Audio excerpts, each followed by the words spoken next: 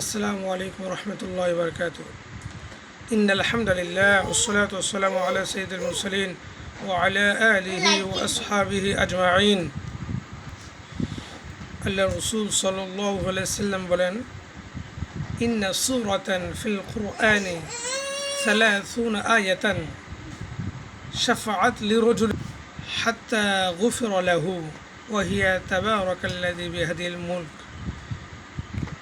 আল্লাহ রসুল বলেন, হাদিসটি আবু হুরায়রা রাদিয়াল্লাহু তাআলা আনহু থেকে বর্ণিত। আল্লাহ রসুল সাল্লাল্লাহু আলাইহি ওয়াসাল্লাম বলেন যে কোরআনের মধ্যে 30 আয়াত বিশিষ্ট একটি সূরা রয়েছে, যেই সূরাটি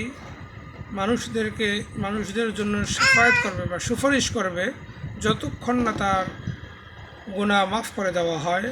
আর সেই সূরাটি হলো তাবারাকাল্লাযী, অর্থাৎ সূরা মুলুক। সূরা মুলুকের আয়াত হচ্ছে 30টি আয়াত।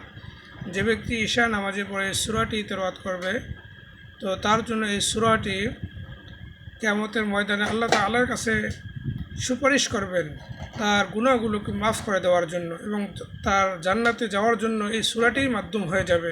আল্লাহ রাব্বুল আলামিন আমাদের সকলকে এই সূরা মুলুক নিয়মিত পড়ার তৌফিক দান করুন, আমিন।